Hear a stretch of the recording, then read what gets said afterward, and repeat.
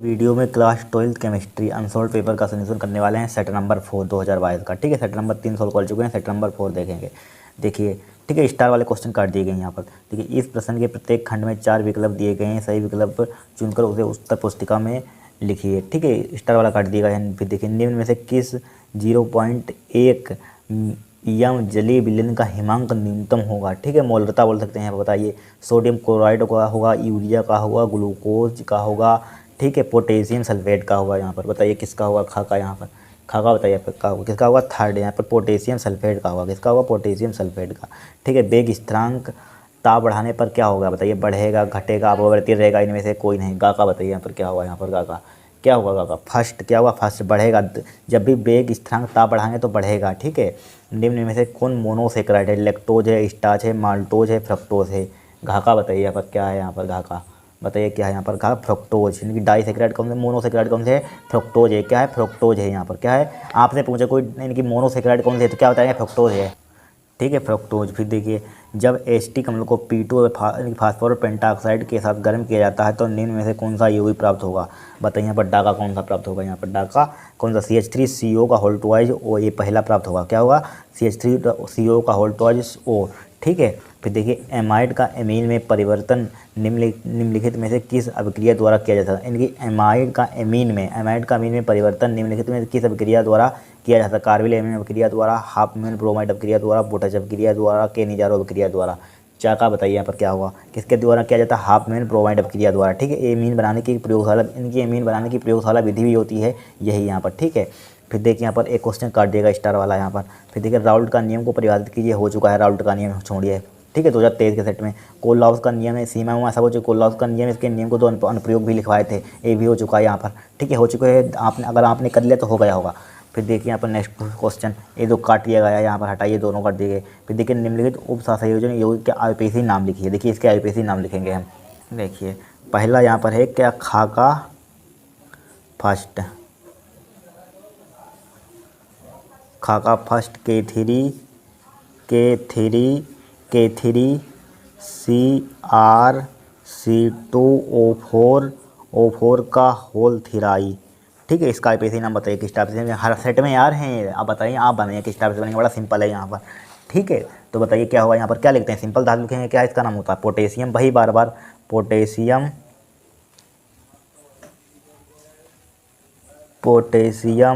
Potassium इसका नाम क्या है, पोटेशियम। फिर क्या लिखेंगे यहाँ पर, लिगेंड ट्राई, इसको क्या बोलते हैं, ऑक्सलेटो। ट्राई 3 लिखा हुआ तो ट्राई लिख देंगे, ट्राई ऑक्सलेटो,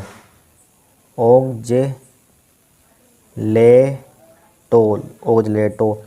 ठीक है, फिर इसमें क्या 8 लगा देते हैं, क्रोमेट हो जाएगा। क्या हो जाएगा, क्रोमेट हो जाएगा, क्रोमेट।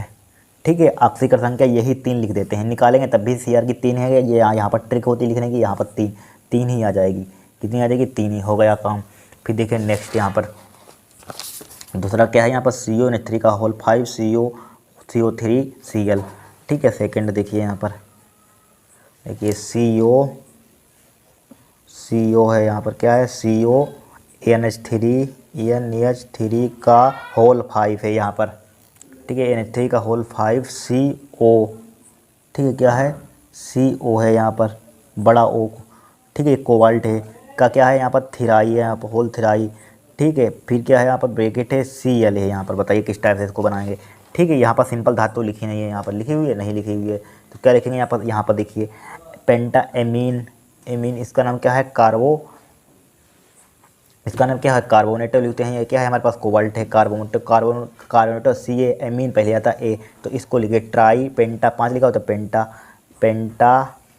पेंटा एमीन। क्या, पेंटा एमीन। फिर देखिए, पेंटा एमीन CO क्या बोलते हैं, कार्बोनेटो लिख दीजिए। यहाँ पर CO है, यहाँ पर कोबाल्ट, तो यहाँ पर इसको लिखिए कार्बोनेटो। क्या हो जाएगा, कार्बोनेटो लिख दीजिए। CO को क्या लिखते हैं, कार्बोनेटो यहाँ पर है। ठीक है, पेंटा एमीन CO, तो यहाँ पर क्या लिख देंगे, पेंटा एमीन कार्बोनेटो लिख दीजिए, कार्बोनेटो, या कार्बोनेटो लिख सकते हैं,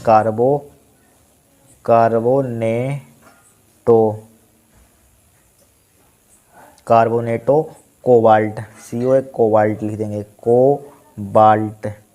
कोबाल्ट। ठीक है, कोबाल्ट ऑक्सीकरण संख्या इसकी कितनी आएगी, 3 आएगी। अब निकाल लेना यहाँ पर 3 आएगी, ठीक है, निकाल लेना 3 आएगी। और इसको क्या है यहाँ पर क्लोराइड लिख देंगे, क्या लिख देंगे, क्लोराइड लिख देंगे, ठीक है, क्लोराइड, क्लोराइड क्या लिख देंगे, क्लोराइड, ठीक है यहाँ पर। अब देखिए नेक्स्ट क्वेश्चन यहाँ पर, नेक्स्ट क्वेश्चन क्या है, न्यूक्लिक अम्ल से आप क्या समझते हैं, ठीक है, उदाहरण दीजिए। देखिए न्यूक्लिक अम्ल की परिभाषा लिखी थी यहाँ पर, आपने बायोलॉजी में भी पढ़ी होगी या बायोलॉजी में नहीं होती है, ठीक है। न्यूक्लिक अम्ल में नाइट्रोजनीकृत बेस पेंटोज शुगर व फास्फोरिक अम्ल कहते हैं, क्या कहते हैं, पेंटोज शुगर फास्फोरिक अम्ल कहते हैं। न्यूक्लिक अम्ल पॉली न्यूक्लियोटाइड एवं श्रृंखला बहुलक है, क्या है, श्रृंखला बहुलक है।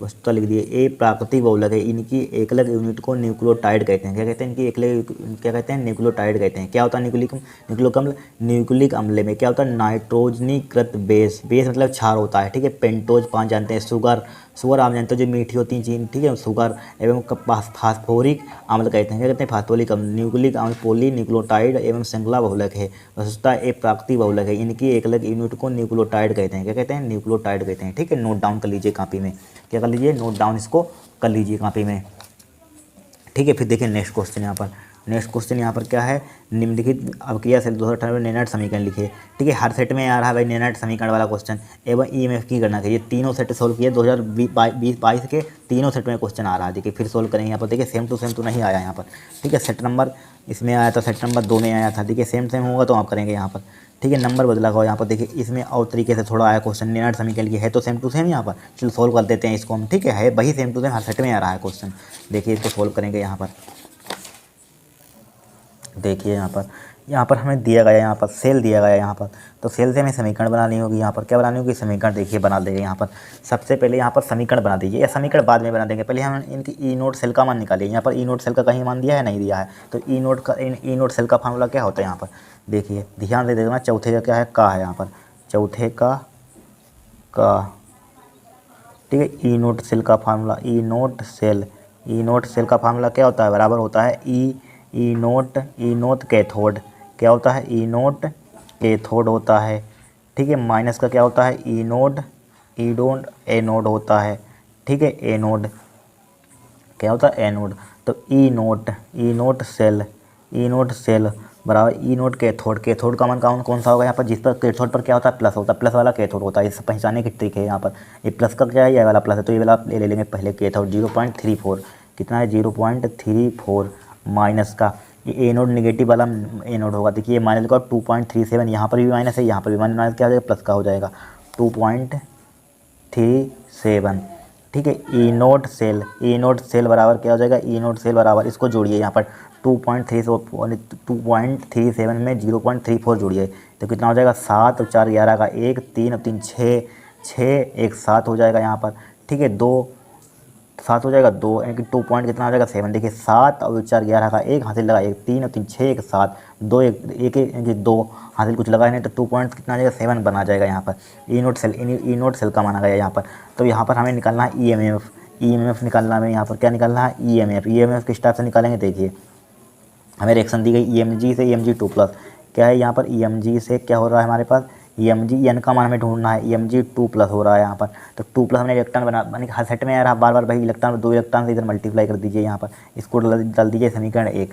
फिर क्या है यहाँ पर, Cu2+ से Cu है यहाँ पर, क्या है Cu2+ से क्या है हमारे पास, Cu है। तो यहाँ पर 2 इलेक्ट्रॉन से मल्टीप्लाई कर दीजिए, यहाँ पर कर दिया है मल्टीप्लाई, बराबर हो गई। इसको जोड़ने पर लिख दीजिए, जोड़ने पर अब देखिए 2 इलेक्ट्रॉन से 2 इलेक्ट्रॉन कैंसिल आउट हो जाएगा, यहाँ पर कट गया। तो यहाँ पर क्या बचा हमारे पास, Mg+ का Cu2+, ठीक है, गिव्स आउट Mg2+ का Cu, क्या यहाँ पर Cu दिख रहा होगा, Cu। एन का मान यहाँ पर कितना है, 2 इलेक्ट्रॉन से मल्टीप्लाई की एन का मान कितना होगा, 2 होगा यहाँ पर। चाहे लिखना चाहते हैं लिख लीजिए, एन का मान क्या होगा यहाँ पर, 2 होगा यहाँ पर, होगा कि नहीं होगा, 2 होगा यहाँ पर। अब देखिए यहाँ पर पेज पर इसको सोल्व कर लेते हैं यहाँ पर, ठीक है। एन का मान कितना होगा, 2 होगा, ठीक है। एन का मान कितना होगा, 2 होगा। एक फार्मूला हम जानते हैं, नेनट समीकरण, आप बताइए नेट समीकरण का फार्मूला क्या होता है, ई सेल बराबर क्या होता है, ई सेल बराबर क्या होता है, ई नोट सेल माइनस का क्या होता है, 0.0591 डिवाइडेड बाई क्या होती है, 2 log लोग एनोड बट्टे कैथोड, क्या होता है एनोड बट्टे कैथोड होता है। या अगर एनोड बट्टे कैथोड नहीं लिखना चाहते तो इधर वाला पहले लिखते हैं, EMG लिखा हुआ है EMG2+, तो EMG2+ पहले लिख लीजिए EMG2+, ठीक है। फिर एनोड बट्टे कैथोड होता है EMG2+ पहले लिख लिया, फिर क्या इधर वाला लिख लीजिए, यहाँ पर कहाँ वाला लिख लीजिए, इधर वाला लिख लीजिए Cu2+, क्या लिख देंगे यहाँ पर Cu2+ लिख लेंगे, ठीक है। Cu2+ लिख लिया, यहाँ पर लिख लिया Cu2+, बस हो गया काम। या एनोड बटे कैथोड, बात एक ही है, एनोड पर क्या होता है प्लस का होता है, तो एनोड पर प्लस वाला ए वाला आ जाता है यहाँ पर, एनोड बटे कैथोड यहाँ पर, ठीक है। या छोड़िए इधर वाला पहले लिखते हैं, इनके आपने क्लास 11 में पढ़ा होगा, EMG पहले हर सवाल में इधर वाले पहले लिखते हैं यहाँ पर और बाद में ये लिखते हैं, ठीक है। हर सवाल में करते आए हैं, वही काम करना, एक मेथड अपनाइए, ठीक है। EMG2+ डिवाइडेड बाई Cu2+, ठीक है। यही नेनार्ड समीकरण हो जाएगी, आपको लिखना है, यहाँ पर बोला गया है नेनार्ड समीकरण लिखिए, ये लिख गई यहाँ पर। अब इसको क्वेश्चन सोल्व करना है, ई सेल यही EMF होता है, क्या होता है यही EMF होता है, ठीक है। ई नोट सेल का मान निकाला, ई नोट सेल का मान कितना निकाला हमने 2.71, कितना निकाला 2.71 माइनस का 0.0599 डिवाइडेड बाई 2 लोग EMG2+ की सांद्रता कितनी दी गई है यहाँ पर EMG2+ की कितनी है 0.001, कितनी है 0.00001, ठीक है 001 डिवाइडेड बाई Cu2+ की कितनी है Cu2+ की 0.0000123 बन यहाँ पर है, कितनी है बन है यहाँ पर, ठीक है। इतनी यहाँ पर क्या है 0.00001, सही है, ठीक है। कैलकुलेशन ध्यानपूर्वक करनी, 0.00000 है 0001, ठीक है राइट। अब देखिए ध्यान से देखना, तब EMF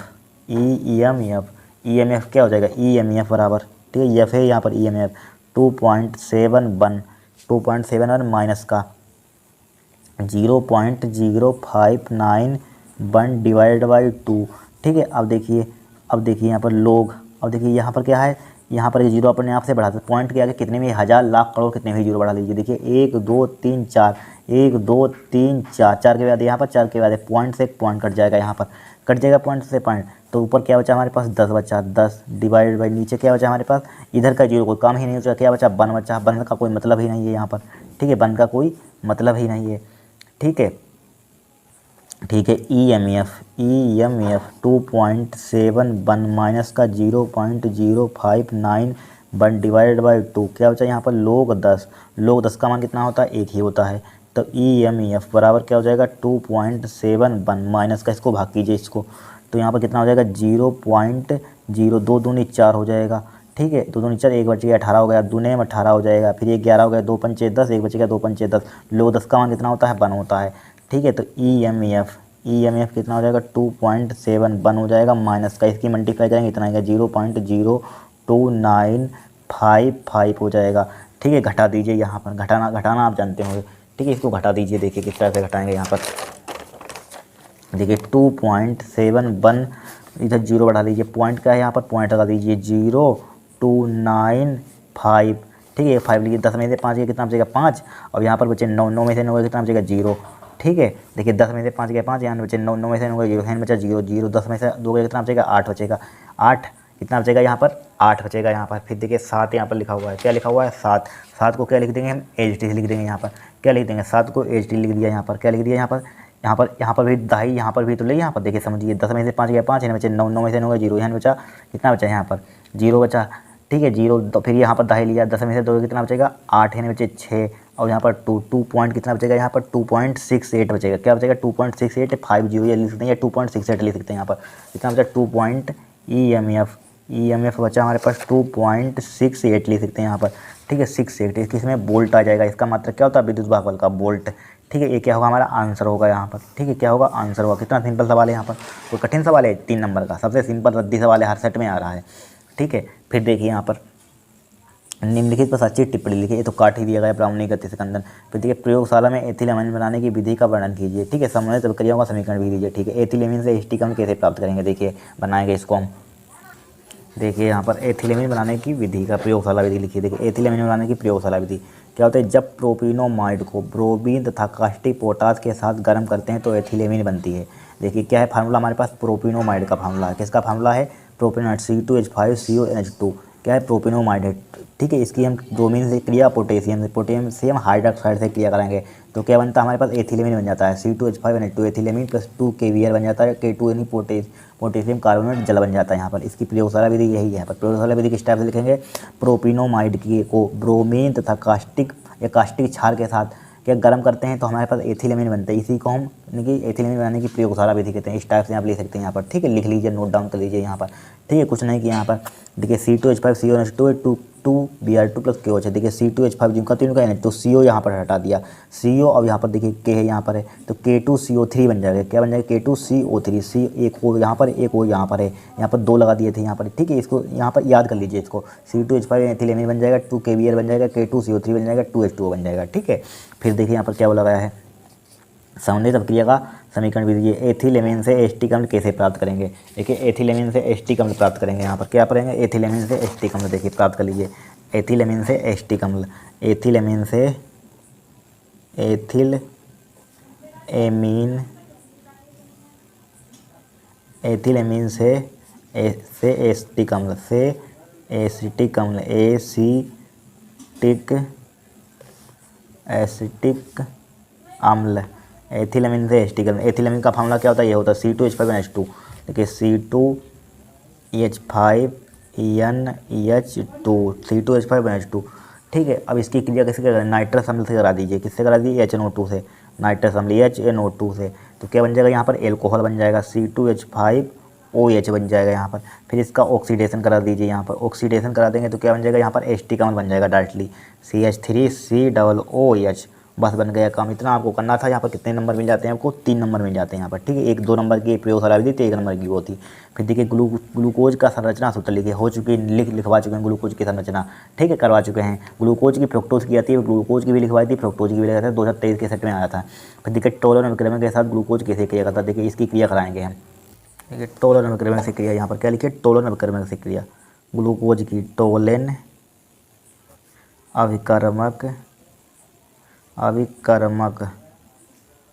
टोलन अभिकर्मक से क्रिया, टोलन अभिकर्मक से क्रिया लिखिए, टोलन अभिकर्मक से क्रिया यहाँ पर। तो पहले यानी कि NH4 यानी कि अमोनियम हाइड्रोक्साइड की क्रिया कराइए। ठीक है, आपको रटना नहीं है, विस्तार पूर्वक समझिए। AgNO3 की, तो यहाँ पर क्या बन जाएगा हमारे पास, AgOH बन जाएगा, प्लस का NH4NO3 बन जाएगा। यहाँ पर आप एक लाइन में लिख सकते हैं या एक लाइन में मत लिखिए। NH4OH AgNO3 से क्रिया करेंगे, इतना बनेगा यहाँ पर। फिर इसको इधर ले आइए, AgOH को इधर ले आइए, यहाँ पर 2 लगा दीजिए, इसको हीट कर दीजिए तो क्या बन जाएगा, Ag2O बन जाएगा। क्या बन जाएगा, Ag2O प्लस का क्या बन जाएगा, H2O बन जाएगा। ठीक है, अब देखिए ग्लूकोज का फार्मूला लिखिए। ग्लूकोज का फार्मूला क्या होता है, CHO। क्या होता है ग्लूकोज का फार्मूला, CHO होता है कि नहीं होता है, CHOH का होल 4। ठीक है, CH2OH। ठीक है, अब इसकी क्रिया करा दीजिए Ag2 से। ये क्या टोलन अभिकर्मक है, Ag2 से। तो यहाँ पर क्या बनता है, हमेशा याद कर लीजिए, ये O इसमें घुसेड़ दीजिए। यहाँ पर क्या कर दीजिए, घुसेड़ दीजिए, COH यहाँ पर हो जाएगा, CHO और बाकी ज्यों का तीनों लिख दीजिए। क्या लिख दिया, बाकी ज्यों का तीनों, CHOH का होल 4। फिर क्या यहाँ पर लिखा हुआ है, CH2OH लिख दीजिए, CH2OH प्लस का रजत दर्पण बन जाएगा, 2Ag बन जाएगा यहाँ पर। इसका नाम क्या है, ग्लूकोनिक अम्ल। क्या है, ग्लूकोनिक अम्ल है यहाँ पर। क्या है, ग्लूकोनिक अम्ल है। क्या इसका नाम है, ग्लूकोनिक अम्ल है, यानी ग्लूकोनिक एसिड इसको बोल सकते हैं। ग्लूकोनिक अम्ल दिख रहा होगा आपको, नहीं दिख रहा, ऊपर बढ़ा लीजिए। इसका नाम क्या है, रजत दर्पण है। क्या है, रजत दर्पण है। क्या है, रजत दर्पण है। ठीक है, इसका नाम क्या है, रजत दर्पण है। इस टाइप से आपको करना है इसको। ठीक है, हो गया काम आपको। सबसे पहले NH4OH की क्रिया करा दीजिए इनकी सिल्वर नाइट्रेट से। ठीक है, तो AgOH बन जाएगा यहाँ पर, NH4NO3 बन जाएगा यहाँ पर। ठीक है, अमोनियम नाइट्रेट। फिर इसको इधर उठा लाइए, यहाँ पर इसको गर्म करेंगे तो Ag2O बन जाएगा, H2O बन जाएगा। अब इसकी क्रिया इससे करा दीजिए, या इसकी डायरेक्टली क्रिया आप लिख सकते हैं, ये वाले लिख सकते हैं, तब भी काम हो जाएगा। ठीक है, डायरेक्टली मत लिखना, ये लिखना पूरा विस्तार पूर्वक। फिर देखिए यहाँ पर क्वथनांक का उन्नयन क्या होता है, हो चुका है क्वथनांक का उन्नयन। सेट नंबर इसमें देखिए लिखवाया था क्वथनांक का उन्नयन। हर से सवाल हो चुके हैं, जो छोड़िए उसको। देखिए क्वथनांक का उन्नयन ये हुआ था, क्वथनांक में उन्नयन। ठीक है, हो चुका है, क्वथनांक में उन्नयन हो चुका है। फिर देखिए न्यूमेरिकल देखिए, समझाइए, हो चुका है। ग्लूकोज के 12 ग्राम को 100 ग्राम जल में घोला है तो इस विलयन के क्वथनांक इतना है। जल के लिए केवी की गणना कीजिए, केल्विन मोल इनवर्स में कीजिए। 4 नंबर का सवाल है, कुछ नहीं, बड़ा सिंपल है। देखिए करेंगे इसको। ठीक है, देखिए क्या बोला गया यहाँ पर, ग्लूकोज के 12 ग्राम को 100 ग्राम जल में घोला है। तो विलेय का भार दे दिया यहाँ पर, ग्लूकोज का क्या होगा, ग्लूकोज क्या होगा, यानी कि ग्लूकोज को 12 ग्राम को 100 ग्राम जल में, ठीक है, ग्लूकोज क्या होगा, विलेय होगा, जल क्या होगा, विलायक होगा, पूरा हमारे पास मिक्सचर बन जाएगा, बिलियर बन जाएगा। ठीक है, समझिए। फिर इस विलयन का क्वथनांक कितना दिया है यहाँ पर, जल के लिए केवी की गणना कीजिए। जल का क्वथनांक कितना होता है, भूल जाइए। यहाँ पर देखिए ग्लूकोज के 12 ग्राम, तो यहाँ पर स्मॉल डब्लू का मान दिया है, यहाँ पर स्मॉल डब्लू का मान कितना दिया है यहाँ पर। ठीक है, चौथे का कहाँ पर, चौथे का पाँचवें का है यहाँ पर, पाँचवें का दिया है सबसे पहले यहाँ पर। ठीक है, न्यूमेरिकल तो सबसे सिंपल होते हैं, दिया है। देखिए क्या दिया है, स्मॉल डब्लू का मान कितना दिया है यहाँ पर, 12 ग्राम दिया है। कितना दिया है, 12 ग्राम। ठीक है, 100 ग्राम जल में घोला है, यानी कि कैपिटल डब्लू का मान दिया है यहाँ पर, विलायक का भार। कैपिटल डब्लू का मान कितना दिया है, 100, विलेय कम होता है विलायक ज़्यादा, तो बड़ा लिख दिया, इसलिए 100 ग्राम। कितना है, 100 ग्राम है। ठीक है, राइट। फिर देखिए 100 ग्राम जल में घोला है, तो इस विलयन का क्वथनांक कितना है, इस बिलियन का, यानी कि TS ले लीजिए यहाँ पर, TS for solution for billion. ठीक है, इसका कितना दिया है, क्वथनांक कितना दिया है, 100, यानी कि 100.34 सेंटीग्रेड। ठीक है, तो जल के लिए केवी की गणना कीजिए, केवी का मान निकलना है यहाँ पर, क्या निकलना है, केवी का मान निकलना है। तो यहाँ पर डेल्टा टीवी का मान निकाल लीजिए, किसका निकाल लीजिए, डेल्टा टीवी, यानी कि डेल्टा टीवी बराबर का, डेल्टा टीवी का मान किस टाइप से निकालेंगे, TS माइनस का T0। ठीक है, TS का मान कितना दिया यहाँ पर, 100.34, और इसका मान T0 का मान क्या ले लेंगे, 100 ले लेंगे, फिक्स होता है। ठीक है, तो डेल्टा टीवी का मान कितना आ जाएगा, डेल्टा टीवी बराबर 100.34 में से 100 घटाइए तो कितना आ जाएगा, 0.34 बचेगा यहाँ पर। क्या बचेगा, 0.34 बचेगा कि नहीं बचेगा, 0.34। अब केवी का एक फार्मूला होता है हमारे पास, केवी बराबर होता है हमारे पास फार्मूला, क्या होता है, delta TV multiply M multiply small डब्लू डिवाइडेड बाई क्या होता है, 1000 क्या होता है, 1000 स्मॉल डब्लू, क्या होता है, स्मॉल डब्लू। ठीक है, इसको स्मॉल डब्लू नीचे होता है, ऊपर कैपिटल डब्लू, स्मॉल डब्लू नीचे होता है, कैपिटल डब्लू होता है ऊपर, क्या होता है, कैपिटल डब्लू होता है। ध्यान रखना क्या होता है formula, KV delta TV multiply M multiply capital W divide by 1000 multiply small डब्लू कैपिटल डब्लू समझने पूरा गलत क्वेश्चन हो जाएगा। ऊपर क्या होता है, कैपिटल डब्लू होता है, ठीक है, बड़ा डब्लू, नीचे क्या होता है, छोटा डब्लू होता है, क्या होता है, छोटा डब्लू होता है। ठीक है, कोई दिक्कत नहीं होगी। अब देखिए वैल्यू पुट कर दीजिए, केवी बराबर डेल्टा टीवी का मान कितना हमने निकाला, 0.34। ठीक है, अब देखिए एक बात पर फंस गए हम यहाँ पर, कहाँ पर फंस गए, अणुभार हमें नहीं मालूम है, एम का मान, और एम का मान अणुभार कहाँ से लेंगे, देखिए अणुभार किसका लेंगे यहाँ पर बोला गया, देखिए क्वेश्चन समझिए। देखिए ग्लूकोज को 12 ग्राम को 100 ग्राम जल में घोला है, इस विलयन का क्वथनांक कितना दिया है, जल के लिए केवी की गणना कीजिए। तो यानी कि अणुभार किसका लेंगे, ग्लूकोज का लेंगे कि जल का लेंगे, ये बताइए आप। ठीक है, बताइए किसका लेंगे, ग्लूकोज का लेंगे, किसका लेंगे, ग्लूकोज का अणुभार डायरेक्टली याद रख दीजिए 180 होता है, डायरेक्टली रट लीजिए 180। यह निकालना बता चुके हैं पीछे 2023 के सेट में बताया था ग्लूकोज का। ठीक है, निकालना भी बताया था, डायरेक्टली 180 होता है, ग्लूकोज का अणुभार कितना होता है, 180 होता है। ठीक है, अगर टाइम आपको बचाना है तो लिख लीजिए, याद कर लीजिए 180 होता है। ठीक है, ग्लूकोज का अणुभार कितना होता है, 180, तो 180 लिख लिया मल्टीप्लाई कैपिटल डब्ल्यू। अगर आपको निकालना है तो निकाल भी सकते हैं यहाँ पर। ठीक है, सी फार्मूला क्या होता है, CC12O6 होता है। ठीक है, उसमें टाइम खराब करना है, निकाल कर दिखाएंगे, निकाल कर बता चुके हैं पीछे, छोड़िए। ठीक है, 180 डिवाइड बाई ये इनकी क्या होता है, कैपिटल डब्ल्यू का मान कितना दिया है, 100 दिया है, लिखा हुआ है 100। ठीक है, 100 है यहाँ पर, 100 लिख लीजिए यहाँ पर, 100 divide by 1000 multiply small W का मान कितना है हमारे पास, 12 है। कितना है, 12 है, यहाँ पर लिख लिया 12, आप काट दीजिए, उड़ा दीजिए। देखिए 2 1 3 0, देखिए 3 0 से ये 3 0 उड़ जाएंगे, यहाँ पर कट गया यहाँ पर। ठीक है, अब देखिए केवी का मान कितना बचा हमारे पास, केवी बराबर 0.34 मल्टीप्लाई 18। ठीक है, मल्टीप्लाई 18 डिवाइड बाई क्या बचा हमारे पास, 12 बचा। ठीक है, अब काट दीजिए, 6 देखिए 6 दूनी 12, 6 3 18 हो जाएगा यहाँ पर। अब 3 की इसमें मल्टीप्लाई कर दीजिए, तो केवी बराबर क्या हो जाएगा यहाँ पर, जब 3 से बाद में मल्टीप्लाई 2 से और काट दीजिए, 2 1 2, फिर इसको काट दीजिए, 0 पॉइंट कितना आ जाएगा, 70, तो नीचे तो 70 आ जाएगा, 70 3 कितना होता है, 51 होता है। 51 पॉइंट कितने के बाद, 2 के बाद, तो 0 पॉइंट क्या आ जाएगा, 51 हो जाएगा यहाँ पर। क्या हो जाएगा, 0.51 हो जाएगा यहाँ पर। 0 पॉइंट कितना हो जाएगा यहाँ पर, केल्विन मोल इनवर्स। ठीक है, क्या हो जाएगा, केल्विन मोल इनवर्स। ठीक है, क्या होगा हमारा आंसर होगा 0.51 kelvin mole inverse, kelvin inverse mole inverse. ठीक है, ये क्या होगा हमारा आंसर होगा। इस टाइप से हमको करना था। कितने नंबर का था क्वेश्चन, 4 नंबर का था, कठिन था कोई क्वेश्चन, सबसे रद्दी सवाल है, सिंपल। ठीक है, क्वेश्चन यहाँ पर। नेक्स्ट क्वेश्चन क्या बोला गया है यहाँ पर देखिए, यानी कि सामस्त्रंग बेगिस्त्रम में अंतर समझाइए। एक क्लास 11th का क्वेश्चन है, किसका है? क्लास 11th का। साम्य अवस्था वाला चैप्टर पढ़ते थे वही उसी में होता है, क्लास 11th का। सामस्त्रंग एवं बेगिस्त्रम का अंतर समझाइए। देखिए ये लिखा हुआ है हमने, ठीक है। देखिए सामस्त्रंग इधर डालिए, इधर बेगिस्त्रंग डालिए।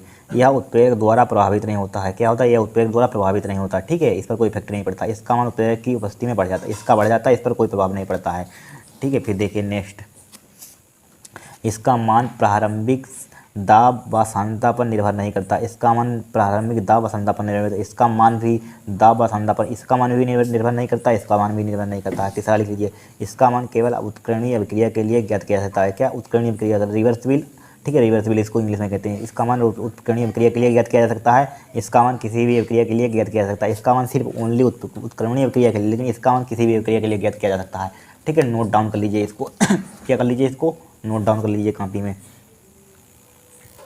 ठीक है। फिर क्या बोला गया है? न्यूमेरिकल इसी में जोड़ दिया गया है। प्रथम कोटि की एक अभिक्रिया 50 सेकंड में पदार्थ की सांद्रता प्रारंभिक सांद्रता की आधी रह जाती है। इसके वेग स्थिरांक की गणना कीजिए। Very simple. तो यहाँ पर पीछे भी क्वेश्चन आया था, वही सेम टू सेम है यहाँ पर। देखिए यहाँ पर सेम टू सेम ये वाला क्वेश्चन आया था, वही सेम टू सेम है। देखिए इसमें सिर्फ 100 सेकेंड है, यहाँ पर 50 है। 100 की जगह 50 कर दिया, वही क्वेश्चन है, ठीक है। 50 सेकेंड में पदार्थ की सांद्रता प्रारंभिक सांद्रता की आधी कर दी जाती है। तो टी हाफ का मान कितना दिया है? 50। कितना दिया है? टी हाफ का मान खा है यहाँ पर, ठीक है। टी हाफ का मान, टी हाफ बराबर कितना दिया है? 50 सेकेंड, ठीक है। टी हाफ का मान 50 सेकेंड रह जाती है। तो इसका वेग स्थिरांक याद कीजिए। तो के का मान निकालना है यहाँ पर। किसका मान निकालना है? के का मान, वही फार्मूला होता है, ठीक है। वेग स्थिरांक का फार्मूला क्या होता है? के बराबर, बताइए, बताया था पीछे क्या होता है? के बराबर होता है हमारे पास फार्मूला। क्या होता है? के बराबर, यानी कि रुक जाइए इसको सही कर लेते हैं यहाँ पर। के बराबर होता है 0.693। कितना होता है? 0.693, ठीक है। इससे दिख नहीं रहा होगा, आप स्क्रीन ले लेते हैं। 0.693 डिवाइडेड बाई क्या होता है? डिवाइडेड बाई, रुक जाइए, 0.693 डिवाइडेड बाई क्या होता है? टी हाफ होता है। क्या होता है? टी हाफ होता है। क्या होता है? टी हाफ, ठीक है। अब टी हाफ का मान दिया है यहाँ पर, कितना दिया है? के बराबर 0.693। टी हाफ का मान कितना दिया है? 50 दिया है यहाँ पर। लिख लीजिए 50, लिख लिया 50, तो ठीक है। के बराबर देखिए, पॉइंट हटाइए यहाँ पर, 1 2 3 जीरो बढ़ा लीजिए, 1 2 3 बढ़ा लिया, ठीक है। इसको लिख सकते हैं, क्या लिख सकते हैं इसको हम? 693 डिवाइडेड बाई 5 ले सकते हैं। 10 की पावर 3 हो जाएगा यहाँ पर। कितने? 2 4 जीरो, 10 की पावर कितना हो जाएगा? 4, ऊपर माइनस का 4 हो जाएगा यहाँ पर, हो जाएगा। अब देखिए एक जुगाड़ हमारा यहाँ पर, क्या देखिए कि जुगाड़ देखिए यहाँ पर जुगाड़। इसमें हम क्या कर सकते हैं? जैसे कि या भाग कर लीजिए, भाग नहीं करना चाहते भाग कर लीजिए। 5 से काटिए, देखिए 5 1 5,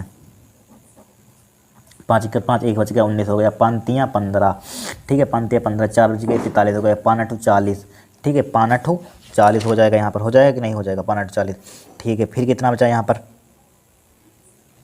यहाँ पर देखिए 5 से काटा, 5 1 5, कितने बच गए यहाँ पर? 4 बच गए।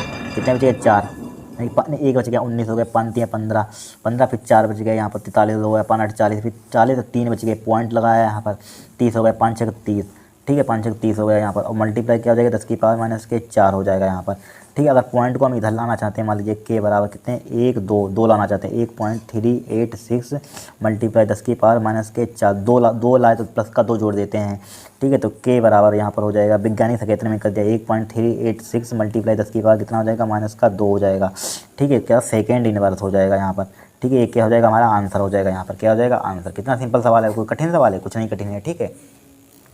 फिर देखिए नेक्स्ट क्वेश्चन यहाँ पर, संकर्ण धातुओं का विलक्षण क्या है? हो चुका है क्वेश्चन, हटाइए, ठीक है। उपसंयोजन उनकी निम्नलिखित को उदाहरण से समझाइए। उपसंयोजन संख्या हो चुकी है। उपसंयोजन चुंबकीय गुण ये नहीं हुआ था, इसको लिखिए, देख लीजिए, ठीक है। देखिए यहाँ पर क्या है? उपसंयोजक यौगिक के चुंबकीय गुण देखिए, अयुग्मित इलेक्ट्रॉन युक्त उपसंयोजक यौगिक अनुचुंबकीय होते हैं, जबकि युग्मित इलेक्ट्रॉन वाले उपसंयोजक यौगिक प्रतिचुंबकीय होते हैं। जिसमें युग्मित इलेक्ट्रॉन होते हैं, क्या होते हैं? अयुग्मित इलेक्ट्रॉन होते हैं वो अनुचुंबकीय होता है। जिसमें युग्मित इलेक्ट्रॉन होते हैं, हमेशा ध्यान रखना, जिसमें अयुग्मित इलेक्ट्रॉन होते हैं वो क्या होता है? अनुचुंबकीय होता है। जिसमें युग्मित इलेक्ट्रॉन होते हैं वो क्या होता है?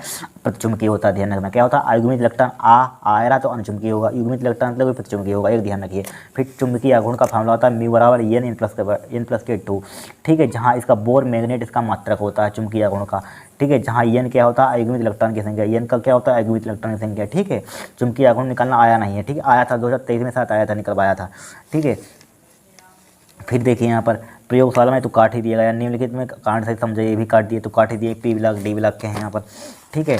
फिर देखिए यहाँ पर देखिए फिर इसको देखिए तो काट दिए गए क्वेश्चन। ईथर का एल्किल हैलाइड से ब्रिजन का रासायनिक समीकरण सहित लिखिए। फिर देखिए फ्रीडल का अपक्रिया नाइट्रिकरण अपक्रिया का रासायनिक समीकरण लिखिए। देखिए लिखेंगे हम, देखिए यहाँ पर क्या लिखेंगे, इनकी ईथर का एल्किल हैलाइड से, ईथर का एल्किल हैलाइड से ब्रिजन का विधि का रासायनिक समीकरण लिखिए। खा है यहाँ पर, क्या है, खा है, ध्यान से देखना इंपॉर्टेंट है यहाँ पर।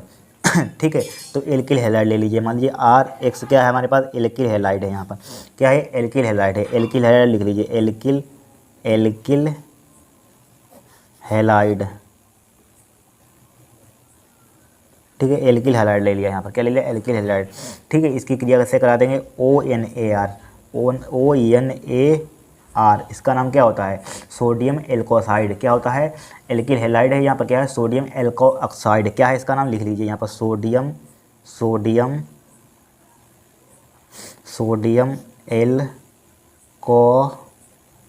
एल्कोऑक्साइड। ठीक है, सोडियम एल्कोऑक्साइड है, क्या है यहाँ पर, ये सोडियम एल्कोऑक्साइड है। ठीक है, सोडियम एल्कोऑक्साइड। ठीक है, इसकी क्रिया करा दें तो यहाँ पर हमारे पास क्या बनता है, देखिए Na, ये सोडियम है, यहाँ लिखा हुआ है सोडियम है। ठीक है, सोडियम NaX निकल जाएगा, यहाँ पर लिख दीजिए NaX निकल जाएगा। तो यहाँ पर क्या बन जाएगा, ROR, ये क्या बन जाएगा हमारे पास, ईथर बन जाएगा। यहाँ पर आर की जगह पर आप कुछ भी ले सकते हैं। मान लीजिए C2H5 ले लिया, एक और C2H5 ले लिया आर की जगह पर। ठीक है, Cl ले लिया, क्या एथिल क्लोराइड है यहाँ पर। ठीक है, प्लस का ONAR, आर की जगह पर C2H5 ले लीजिए यहाँ पर। ठीक है, C2H5 ले लिया यहाँ पर।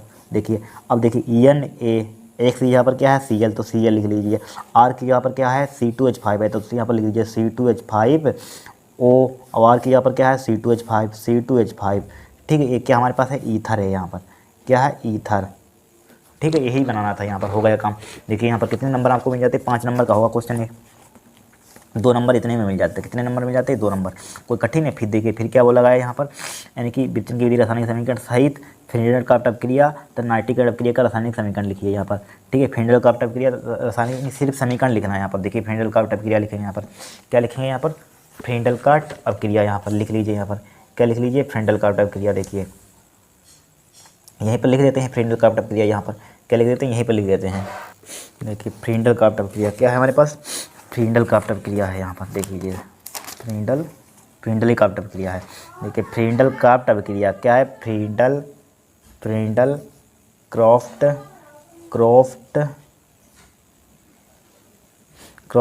अपक्रिया।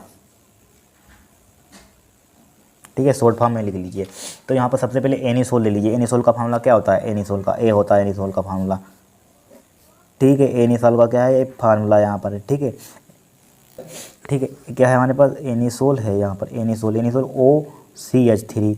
ये क्या होता है हमारे पास, एनिसोल होता है। क्या होता है, एनिसोल। ठीक है, एनिसोल यहाँ पर प्लस का ले लेंगे क्या, CH मेथिल क्लोराइड ले लेंगे, यानी कि CH3Cl ले लेंगे यहाँ पर। तो यहाँ पर देखिए क्या बन जाएगा यहाँ पर।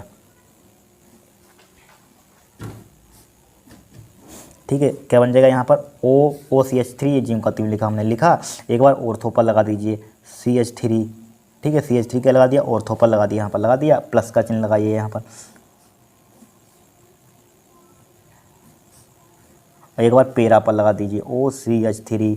ठीक है, CH3 यहाँ पर लगा दीजिए पेरा पर। इसका नाम क्या है, ऑर्थोमेथॉक्सीटॉयलिन। लिख दीजिए ऑर्थोमेथॉक्सीटॉयलिन है यहाँ पर।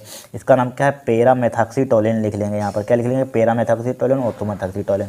फिर देखिए यहाँ पर फिर क्या बोला है, नाइट्रीकरण। तो नाइट्रीकरण इसका करा दीजिए, क्या करा दीजिए, नाइट्रीकरण। देखिए यहाँ पर नाइट्रीकरण, नाइट्रीकरण। ठीक है, नाइट्रीकरण। तो एनिसोल ले लीजिए यहाँ पर,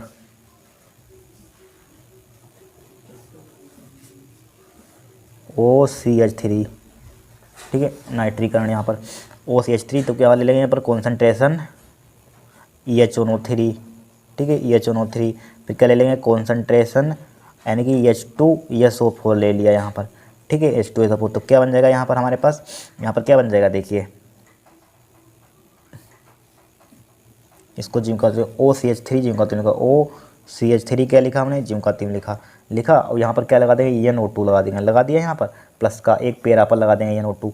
कहाँ पर लगा देंगे, एक पेरा पर लगा देंगे यहाँ पर OCH3 CH3 यहाँ पर लगा दिए पेरा पर, ठीक है। NO2 इसका नाम क्या हो जाएगा यहाँ पर हमारे पास, ऑर्थो नाइट्रो एनिसोल। क्या हो जाएगा, ऑर्थो नाइट्रो एनिसोल।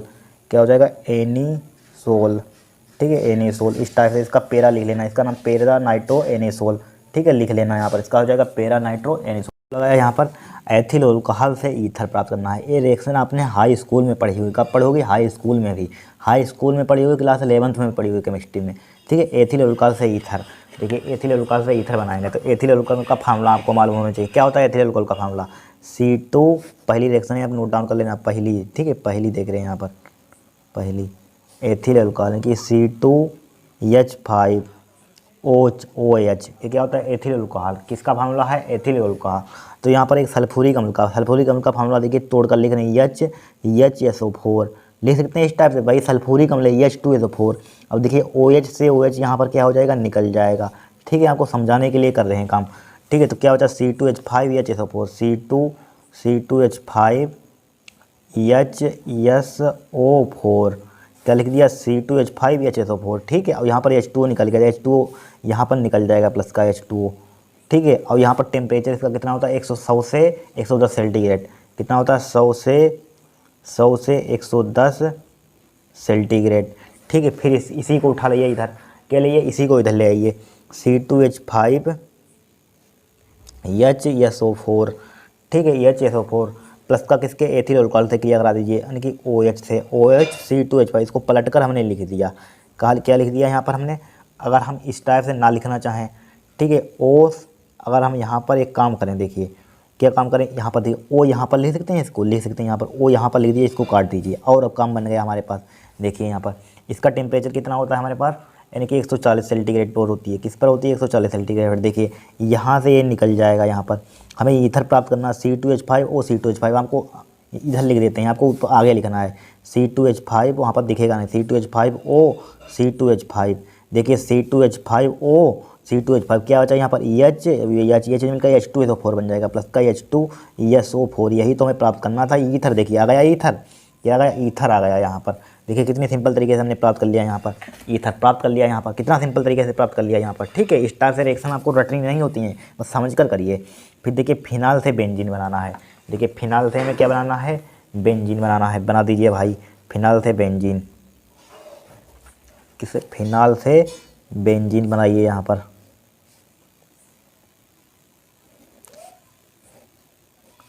फिनाल, ये क्या होता है, फिनाल और बेंजीन हमें प्राप्त करना है, तो जिंक की क्रिया करा दीजिए यहाँ पर, किसकी करा दीजिए, जिंक की क्रिया करा दीजिए यहाँ पर।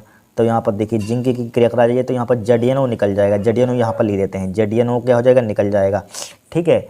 क्या हो जाएगा, बेंजीन यहाँ पर आ जाएगा, फिनाल से बेंजीन तो बनाना है, बेंजीन आ जाएगा यहाँ पर, ठीक है, बेंजीन, ठीक है। O हट जाएगा तो क्या होगा, ये बेंजीन होगा, यहाँ पर भी ये कुछ H होगा, यहाँ पर भी H होगा, यहाँ पर भी H होगा, यहाँ पर भी H होगा, यहाँ पर भी H होगा, यहाँ पर भी H होगा, ठीक है। ये H दिखाया नहीं जाता है, ठीक है। क्या हो जाएगा, हमारे पास बेंजीन हो जाएगा यहाँ पर। देखिए कितनी सिंपल रिएक्शन इस पेपर में आई थी, बेंजीन हो जाएगा यहाँ पर। फिर देखें रिएक्शन नेक्स्ट, फिर क्या बनाना है, फिनाल से पिक्रिक अम्ल हो चुका है, फिनाल से पिक्रिक अम्ल हम बना चुके हैं, ठीक है। HNO3 की क्रिया करा दें, 2-3 सेट में करी थी। फिर देखिए आइसोप्रोपिल से एल्कोहल, यानी आइसोप्रोपिल एल्कोहल से एसीटोन, देखिए आइसोप्रोपिल एल्कोहल से एसीटोन बनाना है। तो आइसोप्रोपिल एल्कोहल का फार्मूला हमने बताया था, क्या होता है बताया था, यानी कि 5वीं रिएक्शन है यहाँ पर, ठीक है, चौथी हो चुकी रिएक्शन। तो आइसोप्रोपिल एल्कोहल का फार्मूला क्या होता है, CHOH, ठीक है। इधर क्या होता है, CH3 होता है, ठीक है। इधर क्या होता है, CH3 होता है, यहाँ पर होता है कि नहीं होता है, ठीक है। इसका ऑक्सीडेशन करा दीजिए यहाँ पर, ऑक्सीडेशन पोटेशियम क्रोमेट की उपस्थिति में, यानी कि K2Cr2O7, ठीक है। ये H+ ले लीजिए यहाँ पर। तो यहाँ पर क्या बन जाएगा हमारे पास, क्या बन जाएगा, CO एसीटोन बन जाएगा, CH3, ठीक है, CH3 प्लस का H2O बन जाएगा यहाँ पर, क्या बन जाएगा, H2O बन जाएगा। हो गया काम यहाँ पर, ठीक है। क्या हो गया काम यहाँ पर। फिनाल से बेंजीन भी बना ली, ये तो ये वाला हुई नहीं, फिनाल से एथनॉल से एथिन बना लीजिए, ये नहीं बनाया है, ये होगी। तो देखिए एथनॉल से एथिन, तीसरी छूट गई है, ठीक है, तीसरी कर लीजिए यहाँ पर, तीसरी छूट ही गई है, तीसरी। तो एथिन बनाना है यहाँ पर, क्या बनाना है यहाँ पर, एथिन, ठीक है।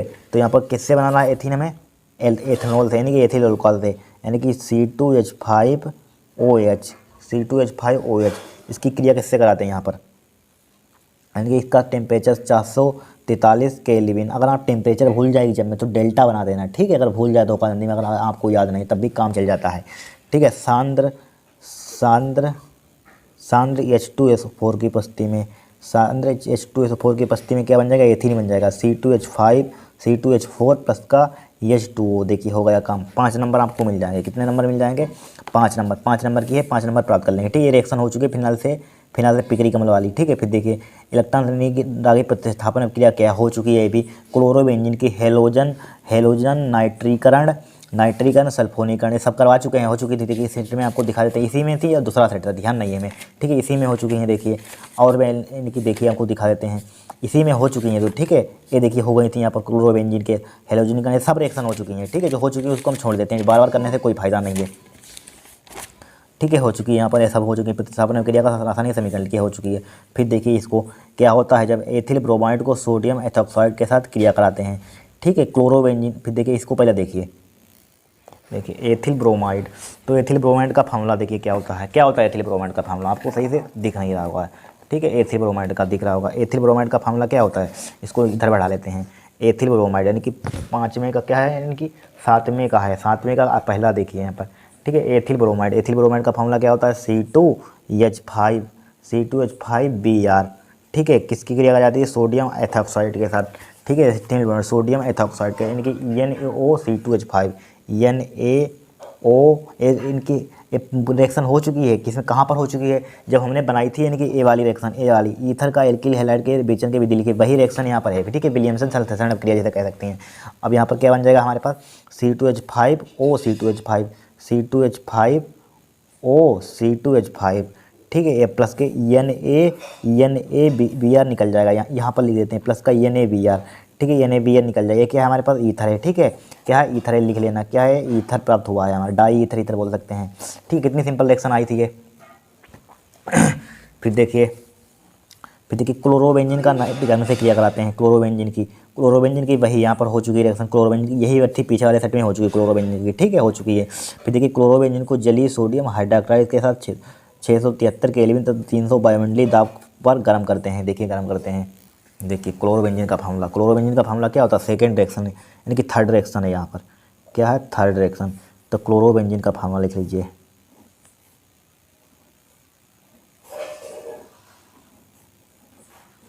ठीक है। क्लोरोबेंजीन प्लस का जलीय NaOH, क्या है यहाँ पर, जलीय NaO, सोडियम हाइड्रोक्साइड, यानी कि NaOH का मतलब क्या होता है, सोडियम हाइड्रोक्साइड का मतलब NaOH, जलीय NaOH, जलीय NaOH, ठीक है, NaOH। इसका टेम्परेचर भी इन्होंने दे दिया है 673 केल्विन, 623 केल्विन है, कितना है, 623 केल्विन। वायुमंडलीय कितना है यहाँ पर, 300 ATM है यहाँ पर, 300 ATM दाब है यहाँ पर, ठीक है। तो यहाँ पर इसकी क्रिया कराते हैं तो क्या बनता है, फिनाल बनता है, क्या बनता है, फिनाल, ठीक है। क्या बन जाता है यहाँ पर, फिनाल बन जाता है, OH, ठीक है। फिनाल बन गया, यहाँ पर क्या बन गया हमारे पास, फिनाल।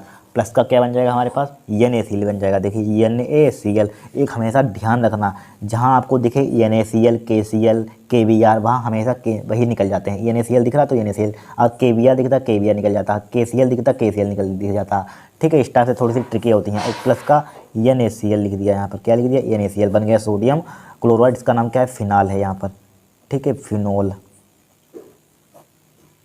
हो गया काम, यहाँ पर क्या हो गया, काम हो गया। फिर देखिए फिर चौथी देखिए क्लोरोबेंजीन की सल्फ्यूरिक अम्ल के साथ, भाई सल्फोनीकरण भी कराया था, ये वाली रिएक्शन थी यहाँ पर। देखिए सल्फ्यूरिक अम्ल के साथ ये वाली थी यहाँ पर, देखिए ये वाली जबकि नाइट्रोजन, ये वाली थी रिएक्शन हो चुकी है, ठीक है, हो चुकी है, ठीक है। फिर देखिए यहाँ पर एथिल क्लोराइड को जलीय KOH के साथ गर्म किया जाता है, एथिल क्लोराइड को। तो एथिल क्लोराइड का फार्मूला क्या होता है, 5वीं रिएक्शन देखिए, 5वीं एथिल क्लोराइड का फार्मूला क्या आता है, C2H5Cl, क्या है यहाँ पर, जलीय KOH है, क्या है, KOH है, क्या है, जलीय है यहाँ पर, जलीय KOH है, ठीक है। तो क्या बन जाएगा यहाँ पर, एल्कोहल बन जाएगा, C2H5OH, OH। और हमने क्या बताया था, जहाँ पर भी KCl दिखे, NaCl दिखे, क्या दिख रहा है, Cl दिख रहा है, KCl निकल जाएगा, क्या बताया भाई, निकल जाते हैं यहाँ पर, निकल गए यहाँ पर। इसका नाम क्या है, एथिल एल्कोहल, ठीक है, एथिल एल्कोहल, ठीक है, एथिल एल्कोहल। हो गया काम, बन गई रिएक्शन, हो गई, ठीक है। इस टाइप से आपको 5 नंबर मिल जाते हैं। कितने नंबर मिल जाते हैं? 5। फिर देखिए यहाँ पर एल्डिहाइड बनाने की 2 विधियों का रासायनिक समीकरण लिखिए। देखिए लिखेंगे, ठीक है। कहाँ पर है? यहाँ पर खा है, यहाँ पर, ठीक है। 7वें का खा कौन सा है हमारे पास? 7वें का खा है यहाँ पर। तो देखिए 2 लिख लीजिए। बहुत सी हमारे पास विधियाँ होती हैं, आप 2 लिख लीजिए सिंपल सिंपल। एल्कोहलों को, एक होती है एल्कोहलों के ऑक्सीकरण द्वारा, एक होती है एल्कोहलों के विहाइड्रोजनीकरण द्वारा। एल्कोहलों के पहले लिख लीजिए एल्कोहलों के विहाइड्रोजनीकरण द्वारा। एल्कोहाल, एल्कोहाल, एल्कोहल के बी हाइड्रोजनी जनीकरण, एल्कोहलों के विहाइड्रोजनीकरण द्वारा, ठीक है। इसका मतलब क्या होता है? H2 का निकलना। इसका मतलब क्या होता है? H2 का निकलना। तो 1 डिग्री एल्कोहल ले लीजिए यहाँ पर, ठीक है। CH3 ले लीजिए यहाँ पर, CH3 CH2OH क्या है? 1 डिग्री एल्कोहल है। क्या है? 1 डिग्री एल्कोहल है, ठीक है। इसको बोल सकते हैं एथिल एल्कोहल, ठीक है। इसकी क्रिया करा दीजिए यहाँ पर, किसे करा दीजिए? CuO, या आप ले सकते हैं ZnO, जिंक ऑक्साइड ले सकते हैं यहाँ पर, ठीक है। इसको 300 सेंटीग्रेड पर गर्म कर दीजिए यहाँ पर। तो हमारे पास क्या बन जाएगा? एस्टल्डिहाइड बन जाएगा यहाँ पर। क्या बन जाएगा? CH3CHO प्लस का क्या बन जाएगा? H2 बन जाएगा यहाँ पर, ठीक है।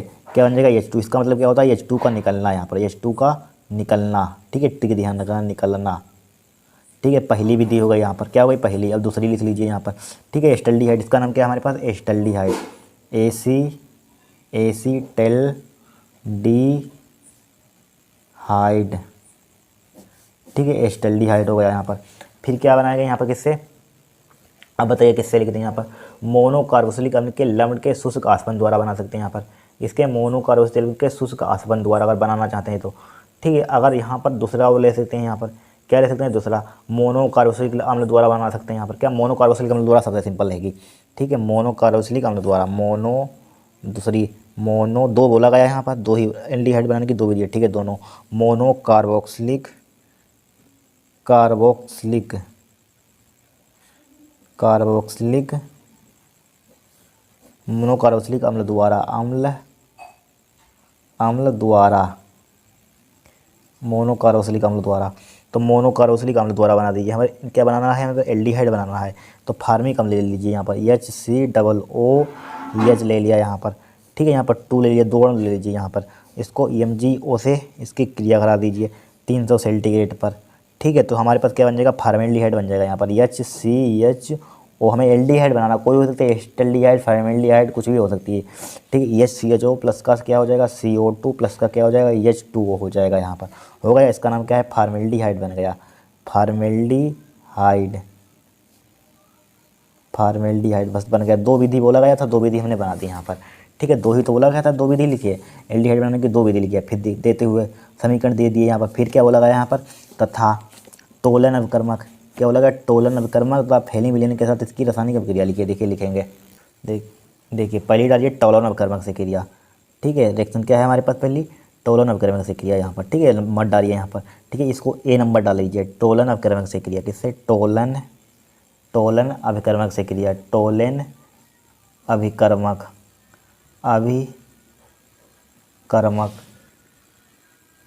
टोलन अभिकर्मक से क्रिया, ठीक है। एल्डिहाइड की लिखनी है, तो एल्डिहाइड तो ले लीजिए, कोई एल्डिहाइड ले लीजिए। मान लीजिए RCHO एक एल्डिहाइड ले लिया हमने, कोई एल्डिहाइड हो सकता है, फार्मेल्डिहाइड, एस्टल्डिहाइड, ठीक है, ठीक है। एक एल्डिहाइड ले लिया, इसकी टोलन अभिकर्मक से यानी कि Ag2O से इसकी क्रिया करा दीजिए, ठीक है। तो क्या बन जाएगा यहाँ पर? RC एक O इसमें घुसेड़ दीजिए, RCOOH हो जाएगा, प्लस का क्या बन जाएगा हमारे पास? रजत दर्पण बन जाएगा, ठीक है। पहली रिएक्शन हो गई यहाँ पर, ठीक है। अब दूसरे से क्या करें? फैलिंग विलयन से करा दीजिए। दूसरी क्या बोलेगी? ये फैलिंग विलयन से क्रिया, फैलिंग विलयन से क्रिया, ठीक है। फैलिंग विलयन से क्रिया B पार्ट, ठीक है। फैलिंग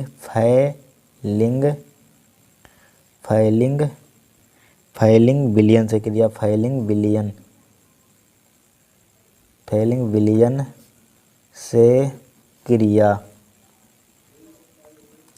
ठीक है। फैलिंग विलयन से क्रिया, तो फैलिंग विलयन से क्रिया कराइए। तो RC एक एल्डिहाइड ले लीजिए, RCHO ले लिया। फैलिंग विलयन क्या होता है? CO, यहाँ पर 2 लगा दीजिए, तो क्या बन जाएगा यहाँ पर? R, वही यहाँ पर O इसमें फिर घुसेड़ दीजिए, RC CH हो जाए, कार्बोक्सिलिक लिया है, क्या है कोई कार्बोक्सिलिक कम कोई हो सकता है, ठीक है। यहाँ पर CH3 ले सकते हैं, कुछ भी ले लीजिए, RCOOH और क्या बन जाएगा हमारे पास Cu2 बन जाएगा यहाँ पर लाल अपक्षेप Cu2, ठीक है। क्यूप्रस ऑक्साइड का लाल अपक्षेप बन जाएगा, क्यूप्रस ऑक्साइड का लाल अपक्षेप, ठीक है। इस टाइप से यहाँ पर फेलिंग टोलन विक्रमण से क्रिया करा दी हमने, फेलिंग विलियन से क्रिया करा दी। कितनी सिंपल है, 5 नंबर का क्वेश्चन बहुत ही सिंपल आया है यहाँ पर, ठीक है। 5 नंबर आपको मिल जाते हैं इस टाइप से करते। फिर देखिए निम्नलिखित वर्ण की केनिज़ारोव क्रिया हो चुकी है पीछे, क्रॉस एल्डोल संघनन हो चुका है 2023 में, तो सब हो चुके हैं 2023 में आ चुके हैं, ठीक है। 2023 में 22 में हर साल ये रिपीट होते हैं क्वेश्चन, ठीक है। यहीं पर हमारे पास क्या होगा, सेट नंबर 5 क्या हुआ है, खत्म हो गया, यानी सेट नंबर 4 खत्म हो गया यहाँ पर, ठीक है। क्या होगा, सेट नंबर 4 इंड। अब नेक्स्ट क्लास में देखेंगे 5वां सेट, ठीक है, ठीक है। यहीं पर हमारे पास क्या होगा, 2022 के भी खत्म हो जाएगा, फिर 2021 का शुरू करेंगे, ठीक है।